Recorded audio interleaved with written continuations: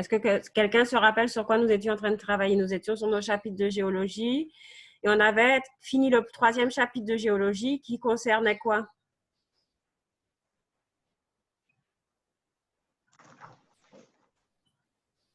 Les croûtes continentales. Alors, la croûte continentale, mais plus spécifiquement au niveau de la croûte continentale, on s'était intéressé à la formation de quoi? La formation des chaînes de montagne. Très bien, la formation des chaînes de montagne, d'accord? Donc, est-ce que vous vous rappelez un petit peu le contexte de la formation d'une chaîne de montagne?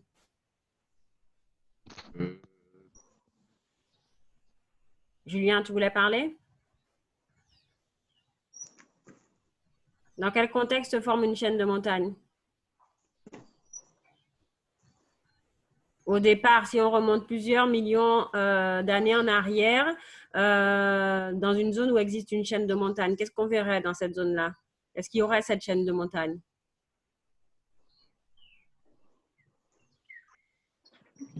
Non, il y a un océan, si je me rappelle bien. Très bien, on verrait un océan. Et en fait, cet océan, il a disparu par quel mécanisme?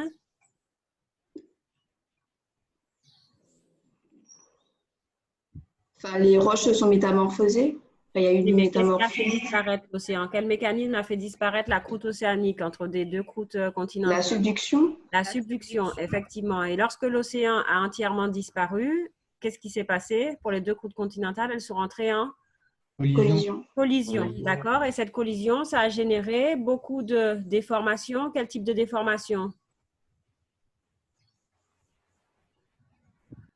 Vous pouvez rappeler les types de déformations, madame? Justement, c'est à vous de me le rappeler, puisqu'on a déjà fait travailler sur ça à 2 reprises. Quelles sont les déformations qu'on peut enregistrer dans une chaîne de montagne? Les déformations de la croûte continentale. Il y a les failles, non? Il y a les failles. Quel type de failles? Des failles inverses. Très bien, des failles inverses. Marine, quoi d'autre? À part les failles inverses, qu'est-ce qu'on a comme déformation dans les chaînes de montagne? On a des plis. Des plis, tout à fait. Et la dernier type de déformation? Je ne sais pas, des nappes. Des nappes de charriage, d'accord? Donc, on a différents types de déformations et ces déformations, ça va générer un épaississement de la croûte continentale et cet épaississement, c'est ce qui va occasionner la formation de notre chaîne de montagne, d'accord? Donc, on avait vu dans notre cours que si on se promenait dans une chaîne de montagne, on pouvait trouver différents indices qui attestaient de ce scénario de la formation de la chaîne de montagne. Si je reprends le cours rapidement, c'est juste un petit résumé pour remettre les choses dans votre esprit. Donc, partager. Je vais aller chercher le cours rapidement. Je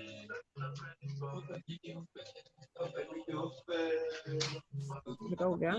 Alors, attendez, je l'ouvre rapidement.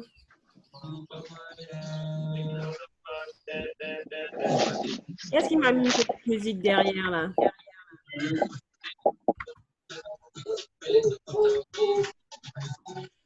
Alors, donc, si on regarde ce chapitre-là, donc c'est le chapitre qu'on avait achevé avant qu'on se quitte pour les vacances. Donc, à partir du grand 2, on se promenait au niveau de la chaîne de montagne et on essayait de retrouver tous les indices qui permettent d'attester le scénario de la formation d'une chaîne de montagne.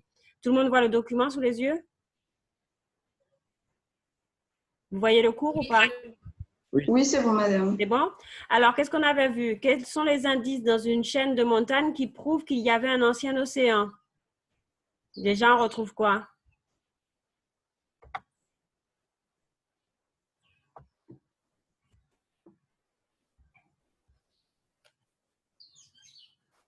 Alors?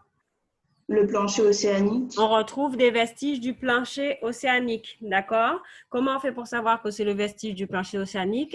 Je vous rappelle qu'on retrouve l'enchaînement des roches de la croûte, de la lithosphère océanique, plutôt de la lithosphère océanique, avec des péridotites.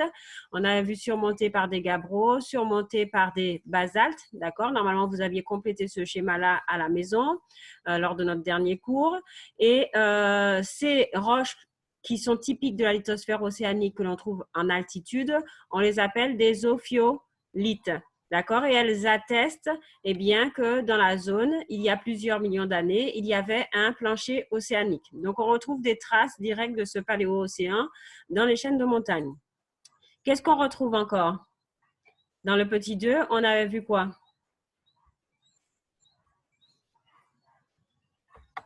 Des marges continentales, non? Alors, on retrouve les traces des marges continentales passives. Est-ce que quelqu'un se rappelle ce que c'est que les marges continentales passives?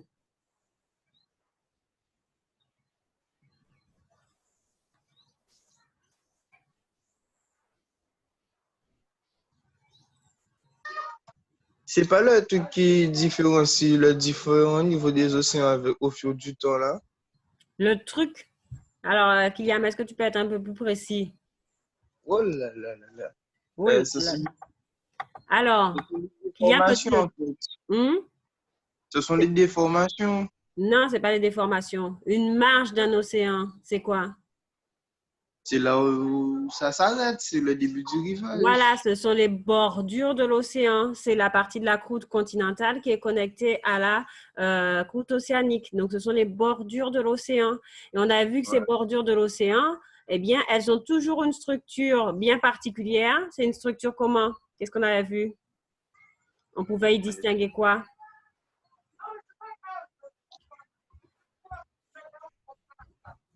Oui, attendez. Vous vous rappelez? Qu'est-ce qu'on voyait sur ces marches passives? Toujours. Je suis en train de les redessiner. Ça vous dit rien, ça?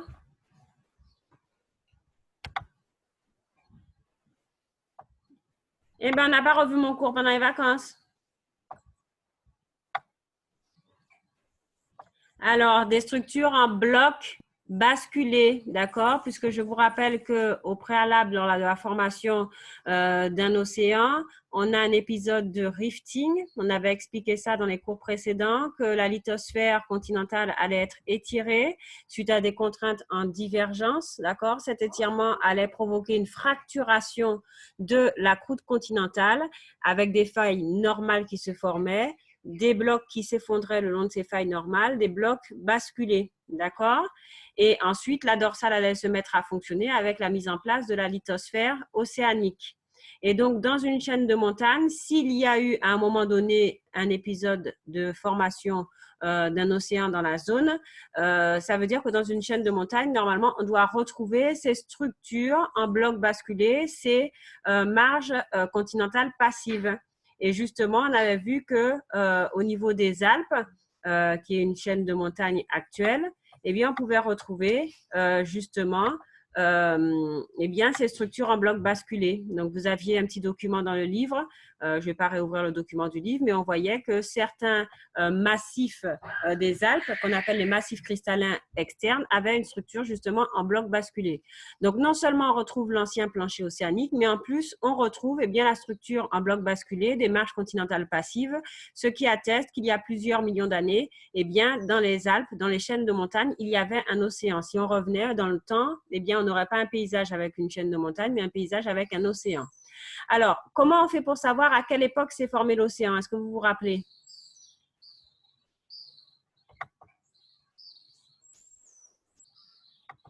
Bah, il fallait regarder quel type de roche qu'on retrouve. Alors, est-ce que c'est le type de roche qu'on retrouve qui vont nous donner l'âge de la formation de l'océan? Enfin, pas le type, quand ça a basculé, regarder quelle roche qui est en surface. Alors, c'est pas le truc de shift et pas shift et éclosioïde, là? Ah. Alors, qu'est-ce qu'on a sur ces blocs? Je le redessine là. Est-ce que quelqu'un se rappelle là? Sur les blocs, qu'est-ce qu'on a? Ah oui, le truc qui s'est déposé, on va dire. Le truc, alors j'aime pas. Vous me dites toujours des trucs. On a des sédiments. Ah, voici un terme précis. Effectivement, on a des sédiments qui se sont déposés, d'accord? On a différents types de sédiments, Comment on les appelle ces sédiments? On a les sédiments Anti-rift. anti-rift, c'est-à-dire qui étaient déposés sur le socle continental avant le rifting, avant le basculement des blocs. Ce sont ceux que j'ai dessinés là en rouge. Je vais les hachurer. Donc, eux, c'était des sédiments qui étaient présents avant le rifting. Donc, ils sont affectés par les failles et ils ont basculé aussi avec les blocs. D'accord? Ensuite, on a des sédiments que j'ai dessinés en jaune. Ce sont les sédiments comment? C'est un rift. C'est un rift, tout à fait. Ce sont eux qui se sont déposés pendant le rifting, c'est-à-dire au moment où le rifting se passe, la fracturation de la croûte continentale se passe et donc l'océan se met en place. Et ensuite, ce qui est en bleu, ce sont les sédiments post-rift, donc eux qui se sont déposés une fois que toute la structure a été mise en place, donc a posteriori. Donc, pour connaître l'âge de la formation de l'océan, il faut étudier quels sédiments, les anté, les sains ou les post-rift?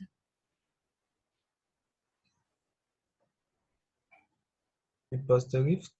Post-rift, ils se sont déposés après. Donc, est-ce qu'ils vont nous donner l'âge de la formation du rifting?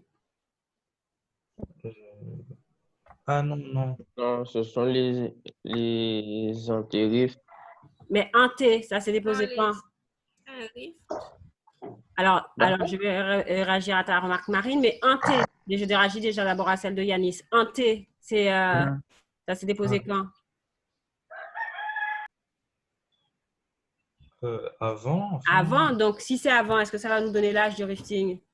Non. Non, donc il faut étudier ceux qui sont saint-rift, ceux qui se sont déposés en même temps. Donc, de par leur morphologie, leur organisation, on arrive à retrouver les sédiments qui sont saint-rift et en les datant par les méthodes de datation qu'on connaît, eh bien, on arrive à retrouver l'âge de la formation de l'océan. D'accord? Donc, c'est comme ça que les scientifiques procèdent pour pouvoir dater un épisode de formation de l'océan dans une chaîne de montagnes.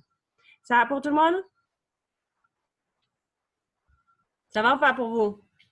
Oui, madame, c'est bon. OK.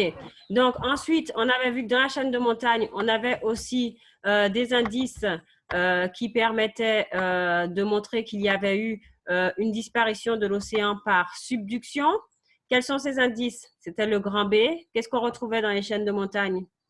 le fait qu'on trouvait des matériaux océaniques comme les roches qui ont subi le schiste, qui se Le quoi? transformaient. C'est le fait qu'on trouve des roches qui se transforment avec la pression et la Mais comment ça température. s'appelle, ce mécanisme-là, Judex? Attendez, j'ai pas envie de mal le prononcer. C'est pas le métamorphine? Le Oui, métamorphisme, exactement. Donc, on retrouve des roches métamorphiques comme les schistes bleus, les éclogites, d'accord, schistes bleus, éclogites. Ce sont des roches qui se sont formées lorsque la lithosphère océanique est passée en profondeur. Il y a une augmentation de pression, une augmentation de température, des réarrangements au niveau des minéraux de la roche. D'accord? Et donc, la roche est transformée au fur et à mesure de son plongement en subduction. Donc, on retrouve ce type de roches-là dans les chaînes de montagne qui sont des roches typiques qui se forment dans les zones de subduction. Donc, là aussi, ça atteste qu'à un moment donné, dans cette zone-là, il y a eu un épisode de subduction qui a permis la disparition de notre paléo-océan. Est-ce que ça va pour vous jusqu'à présent? Et même en regardant l'évolution de l'intensité du métamorphisme, c'est ce qu'on avait regardé la dernière fois avant de se quitter, notre dernière séance. En regardant où se positionnent ces roches métamorphiques dans la chaîne de montagne, on est capable de savoir dans quel sens l'océan a plongé. Si c'est de l'est vers l'ouest, du sud vers le nord, on arrive à connaître le sens du plongement de l'océan. Alors, pour terminer ce chapitre-là, après la subduction vient la collision. Et effectivement, dans les chaînes de montagne, on a des indices qu'il y a eu une collision de deux croûtes continentales avec la présence de plis, de failles inverses et de nappes de charriage. Tout ça, a contribué à déformer la croûte continentale et à l'épaissir. Et c'est cet épaississement qui génère la formation de la chaîne de montagne. D'accord? Alors, dans le cadre de l'isostasie, on avait expliqué que l'épaississement de la croûte continentale au niveau d'une chaîne de montagne provoque un excédent de masse qui était compensé en profondeur par la présence de quoi?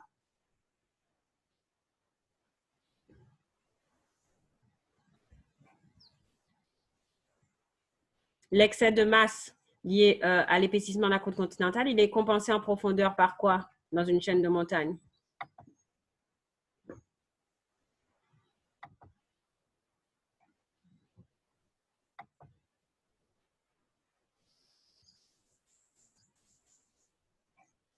Zélie, c'est compensé par quoi en profondeur?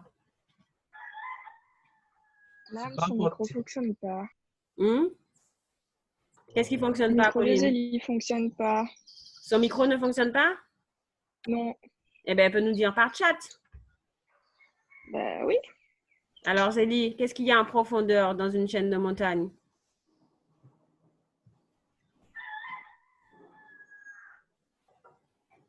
Alors, encore faut-il que j'active mon chat.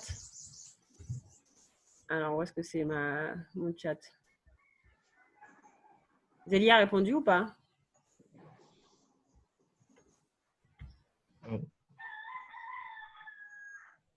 Laissez-moi voir. Converser. Alors, Zélie, est-ce que tu peux nous dire par chat, qu'est-ce qu'il y a en profondeur dans une chaîne de montagne?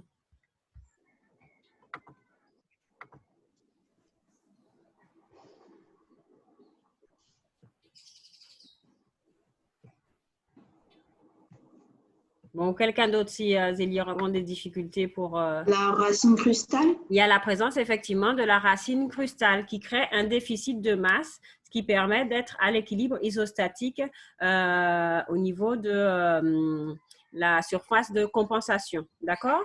Donc, c'est tout ça qu'on avait vu, nous, dans notre chapitre précédent. Et pour terminer ce chapitre-là, alors attendez, on avait un petit schéma qui résumait les différents indices et le scénario de la formation de la chaîne de montagne. Donc là, c'était le schéma de la structure des Alpes. Et ici, vous voyez, tout le monde voit le document devant les yeux? Oui. Voilà, donc ça, c'était la dernière page de notre chapitre où on récapitulait effectivement eh bien, le scénario de la formation d'une chaîne de montagne. D'abord, une tectonique en extension avec ouverture de l'océan, puis de la compression qui générait la fermeture de l'océan, donc de la subduction. Et après, la troisième étape, la collision. Alors, il y a une petite erreur là, je vois, vous voyez, j'ai marqué 1, 3, 2. Donc, vous corrigez sur votre cours. 1, c'est d'abord l'ouverture de l'océan. 2, la fermeture de cet océan. Et 3, la collision. Et dans une chaîne de montagne, on retrouve eh bien, des indices qui attestent de ce scénario. Indices qui attestent de l'ouverture de l'océan, ce sont les blocs basculés, donc les vestiges des marches passives, la présence d'ophiolites, d'accord. Ce qui atteste de la tectonique en compression et la fermeture de l'océan, eh bien, ce sont la présence de roches métamorphiques.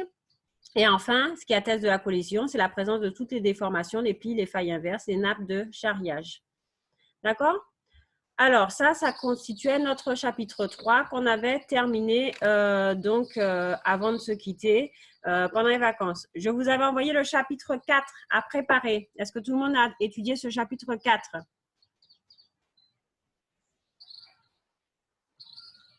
Oui, à peu près. Qu'est-ce qu'il m'a dit à peu près, là? Une toute petite voix, là, hésitante.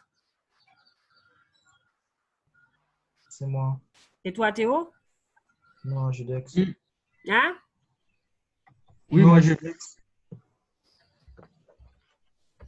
avec Attends. l'érosion, tout ça, Oui, avec l'érosion. la répartition des reliefs. Oui, vous avez étudié ça? Oui. D'accord. Et ma petite voix, là, que j'avais entendue, c'était qui ma toute petite voix, là? C'est Judex, Madame Charles. Ah, c'était Judex. Et alors, tu as étudié? Oui. Bon, Emery, qu'est-ce que tu as étudié? Le chapitre. Oui. Bon, ben ok. Alors, on va faire un petit point rapidement sur ce chapitre ensemble, d'accord, pour voir si vous avez bien tout compris.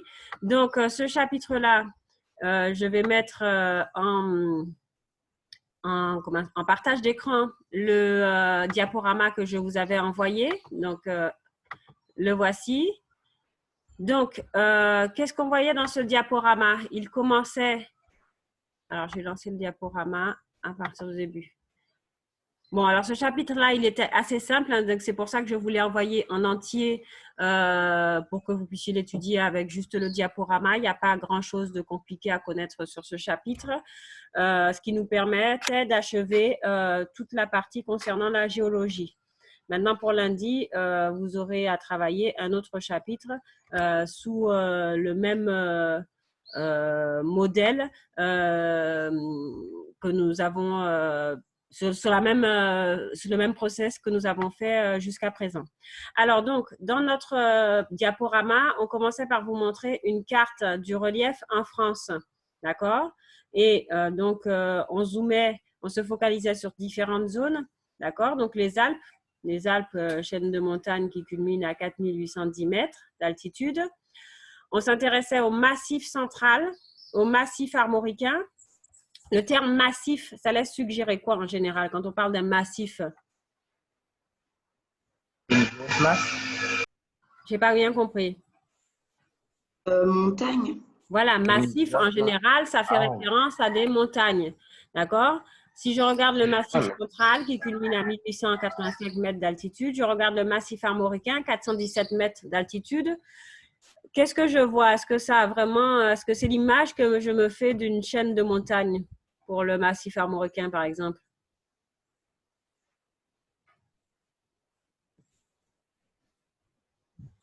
Non, ça ressemble à une petite plaine là, au calme. Voilà. Voilà. Comme dit Kylian, ça ressemble à une petite plaine, effectivement. Donc, c'est relativement, le relief est relativement plat quand je compare au relief des Alpes. Pourtant, si je dis massif, ça veut dire que c'était une chaîne de montagnes. Alors, pourquoi ces aspects différents là sur mes trois massifs là, montagneux? Pourquoi il y en a un qui culmine à des altitudes beaucoup plus hautes que d'autres? À quoi ça peut être dû? Qu'est-ce qu'on vous a donné comme information dans ce document-là?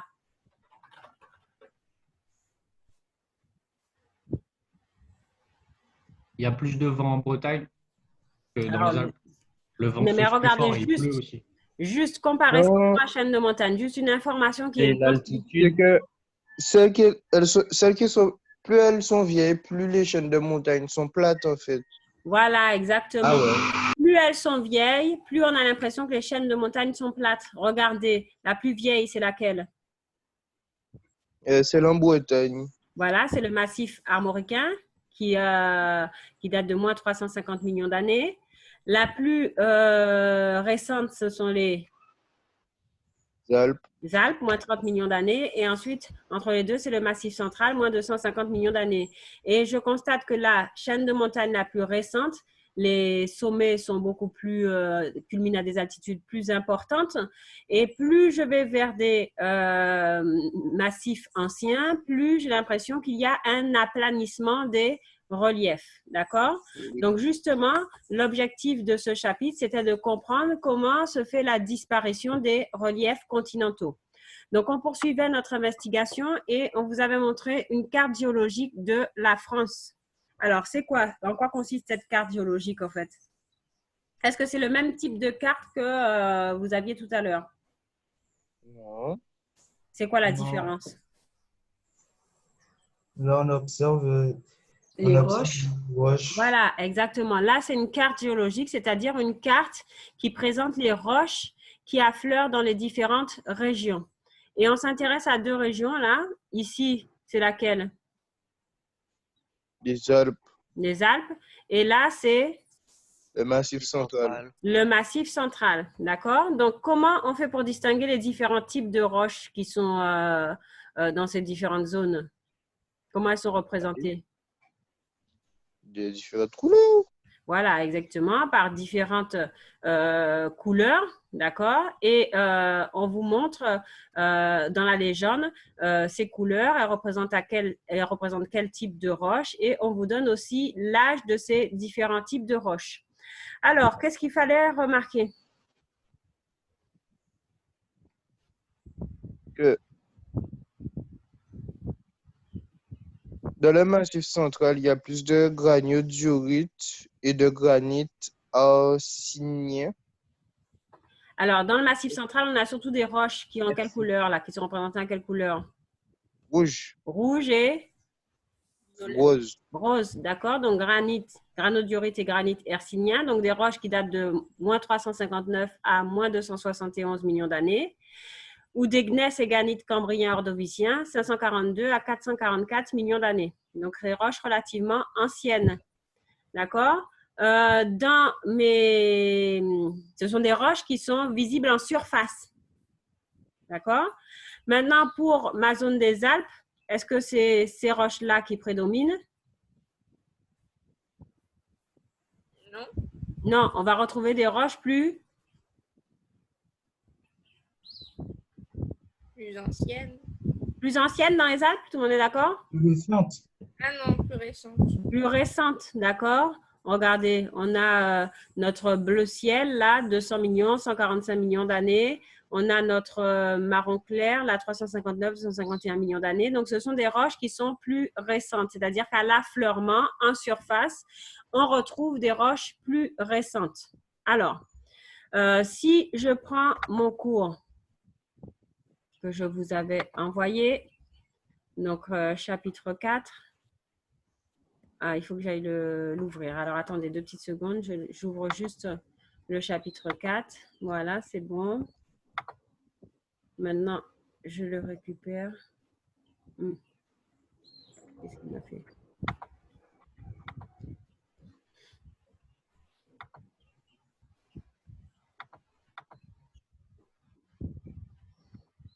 Deux petites secondes, hein. J'ouvre juste. Il y a un petit. Voilà.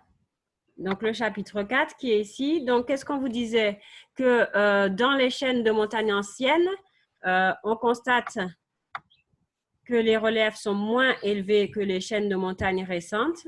Et ensuite, on retrouve proportionnellement une plus forte proportion de matériaux qui ont été formés ou en profondeur, d'accord? On retrouve des roches plus anciennes. Donc, normalement, des roches plus anciennes, on doit les trouver où? Plus par rapport à des roches plus récentes. Plus en profondeur. Elles sont censées être plus en profondeur que des roches récentes. Or là, on les trouve à la surface, tout comme des roches plus récentes. Alors, comment expliquer ça?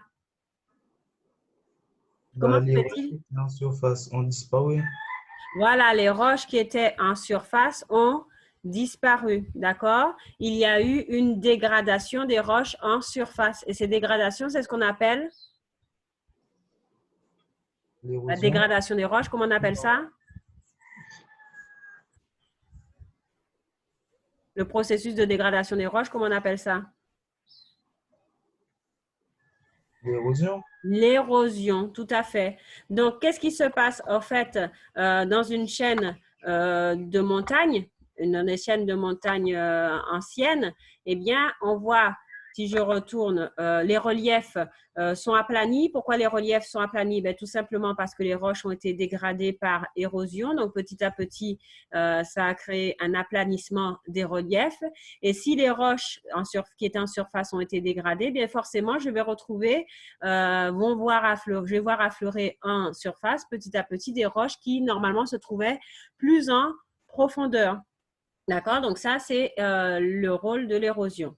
Alors, l'érosion, qu'est-ce que vous avez vu? Ça consiste en quoi? Qui agit pour l'érosion, pour dégrader les roches? Quels sont les paramètres? L'eau, le vent, la glace. Voilà, l'eau, le vent, la glace, d'accord? Donc, il y a différents… Seulement, il n'y a que ça? Non, il y a différents paramètres de température. Alors, mais quoi encore? Il y a combien de types d'érosion? Alors, l'érosion, c'est quoi d'abord? Les matériaux, pour qu'ils soient… Ils vont d'abord être… Qu'est-ce qui va leur arriver? Ils vont être… Altérés. Altérés, exactement. Alors, altérés, il y a différents facteurs. Vous m'avez dit l'eau, le vent, la glace qui vont pouvoir altérer les matériaux. Et on classe cette altération des matériaux en combien de catégories? D'après le cours. En 2 catégories? En 2 catégories, exactement. Donc, on a d'abord l'altération, ce qu'on appelle l'altération chimique des roches. L'altération chimique. On distingue l'altération chimique mais aussi de l'altération comment?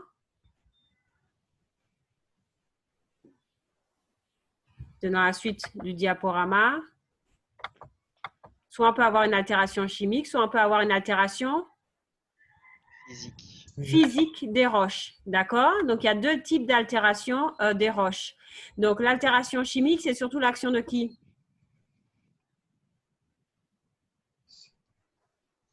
C'est plutôt avec de l'eau? Voilà, c'est l'interaction de l'eau. D'accord? On vous dit que l'eau, eh bien, elle va altérer la roche.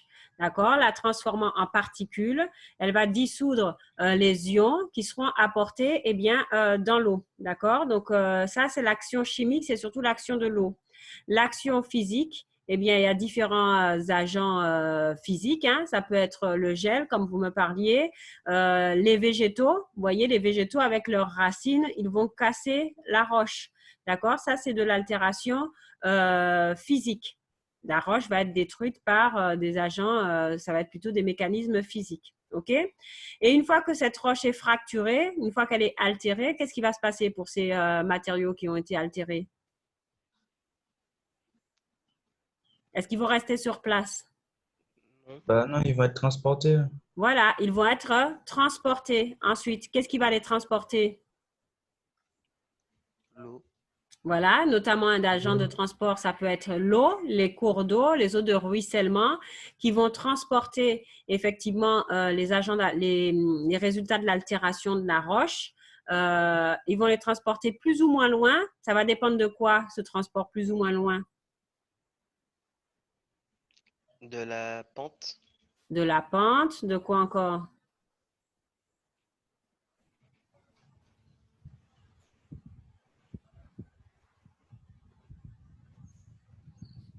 Regardez. De la particule. De la particule, effectivement. Regardez les particules qui résultent de l'altération de la roche. Est-ce qu'elles ont toutes la même taille? Non. Non, d'accord. Il y en a qui sont plus ou moins de grande taille, il y en a qui sont de plus petite taille et il y a même des ions, d'accord. Donc, ça va dépendre de la taille du matériau qui va être transporté et ça va dépendre aussi de la puissance du courant dans le cours d'eau, d'accord. Et donc, ces résultats de l'altération des roches, eh bien, ils vont être transportés, ces particules qui proviennent de l'altération des roches, ça va être transporté de façon plus ou moins loin en fonction eh bien, de sa taille, en fonction du courant, d'accord. Et ça va être transporté jusqu'où? Jusqu'à la mer. Jusqu'à la mer, d'accord. Et arrivé à la mer, qu'est-ce qui va se passer? Bah, elle va se détériorer. Se détériorer, ça se détériore? Bah non, ça... Qu'est-ce qui va se passer une fois que c'est transporté jusqu'à la mer?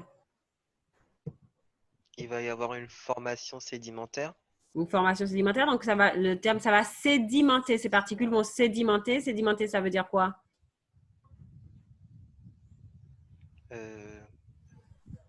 Déposer au fond. Elles vont se déposer au fond. Exactement. Vous voyez, c'est marqué ici. Les ions sont transportés en solution, les particules en suspension et les particules de grande taille par glissement ou roulement au fond de l'eau. Et ils vont ensuite se déposer.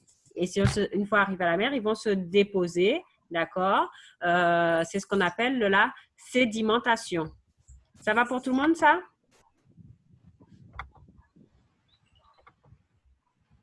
Oui, c'est bon. Ça va? Donc, vous voyez, on vous disait l'érosion contribue à l'effacement des reliefs. Sous l'action de facteurs climatiques, biologiques, les roches en surface sont altérées. L'eau, c'est un agent essentiel de ces mécanismes. L'altération d'un ensemble de mécanismes physiques et chimiques transformant la roche-mère en particules, libérant des ions apportés en solution, formant de nouveaux matériaux. Le transport des produits de l'altération des reliefs est surtout assuré par le vent ou l'eau. Les eaux en mouvement, les torrents, les rivières transportent ces produits soit sous forme de particules solides, soit sous forme d'ions en solution. Le transport des particules dépend de la taille, de la vitesse du courant, jusqu'en des lieux plus ou moins éloignés où ils se déposent, c'est la sédimentation. Et la grande majorité des matériaux détritiques, c'est-à-dire des matériaux qui proviennent de l'altération des roches, prélevés sur les continents, sont transportés par les fleuves et se déposent dans les océans au niveau de la plateforme continentale. Donc l'érosion, c'est l'ensemble des phénomènes externes, on peut surligner ça, c'est l'ensemble des phénomènes externes qui, à la surface du sol et à faible profondeur, enlèvent tout aux parties des terrains existants, modifient le relief. L'érosion, c'est altération plus transport des matériaux. Donc, on peut surligner ça. Comment je fais pour surligner avec mon petit... hop, bon, je ne sais pas comment on surligne. Donc, on peut surligner cette phrase-là. Et justement, le phénomène d'érosion, ça va contribuer à réduire, effectivement, à aplanir les reliefs. D'accord? Alors, maintenant, dans la suite du cours, pour terminer, eh bien, on vous montrait dans le diaporama qu'il y avait des processus, d'autres processus qui contribuaient à aplanir les reliefs, des processus tectoniques, d'accord? Il n'y a pas seulement l'érosion qui contribue à aplanir les reliefs. Donc, c'était la dernière diapositive de votre diaporama. Est-ce que tout le monde voit cette diapositive? Oui, c'est bon. Ah mince, j'ai pas fait... alors, attendez. Voilà, celle-ci. Donc, dans cette diapositive-là, on vous montrait, donc, on rappelle la chaîne de montagne. Donc, il y a des contraintes en convergence qui ont généré la chaîne de montagne avec des déformations. Ensuite, vous voyez, il y a l'érosion qui va faire son effet. Donc, il va aplanir le relief. Si elle aplanit le relief, en termes d'isostasie, qu'est-ce qui va se passer? J'enlève de la masse puisque j'aplanis le relief. Donc, si j'enlève de la masse, qu'est-ce qui va se passer pour la lithosphère? Mais elle va remonter. Elle va remonter. Exactement. Il y aura plus de racines crustales importantes. Voilà, il va y avoir une remontée de la racine crustale. C'est le même principe que pour notre glacier. Vous vous rappelez le glacier qu'on avait étudié en zone scandinave? Lorsque le glacier est présent, il y a un mouvement vertical de la lithosphère qui s'enfonce dans la sténosphère. Et lorsque le glacier fond, eh bien, il y a une remontée de cette lithosphère. Donc là, c'est le même principe. L'érosion va aplanir le relief, donc ça va enlever de l'excédent de masse. Et donc, du coup, il va y avoir une remontée de la racine crustale par réajustement isostatique. Et pour terminer, on vous disait que dans la fin de la vie d'une chaîne de montagne, on observe des contraintes en divergence qui vont se mettre en place, des failles normales qui vont se former, et ça va contribuer à complètement aplanir le relief de la chaîne de montagne. Vous voyez, on vous dit qu'en fin de processus de convergence, la compression est réduite, on a un effondrement, un amincissement, dislocation de la croûte, il y a des failles normales, des fossés d'effondrement qui s'observent et ça contribue à aplanir de façon finale le relief de la chaîne de montagne. Donc, c'était l'objet du grand 2 de votre chapitre qui était là. On vous disait des processus tectoniques qui participent à la disparition des reliefs. Après la collision, un équilibre s'établit entre les forces tectoniques et les forces gravitaires. L'érosion qui démarre perturbe cet équilibre, entraîne la remontée des racines profondes et un réajustement isostatique. Cependant, ce phénomène ne suffit pas à effacer la racine crustale et à ramener l'épaisseur de la lithosphère à une valeur de 30 km. À la fin du processus de convergence, la compression est réduite. Il se produit une extension dans les zones internes de la chaîne, prouvée par l'existence de nombreuses failles normales et des bassins d'effondrement jusqu'à un aplanissement final du relief de la chaîne de montagne. Voilà. Est-ce que ça va pour vous? Ça va. Oui, c'est bon. Oui, madame. Bon. Eh bien, dis donc, qu'est-ce qui m'a dit ça va de façon toute molle là? Pauline, ça va pour toi? Oui, madame. Bon, ben c'est super. Alors, donc là, on a fini notre partie de géologie. Donc, on a fait tous nos chapitres qui concernent la géologie. Est-ce que vous avez des questions particulières?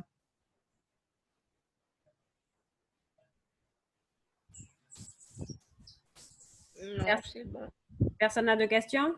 Alors, ce que je vous propose, c'est que, eh bien, du coup, on a achevé avec la géologie.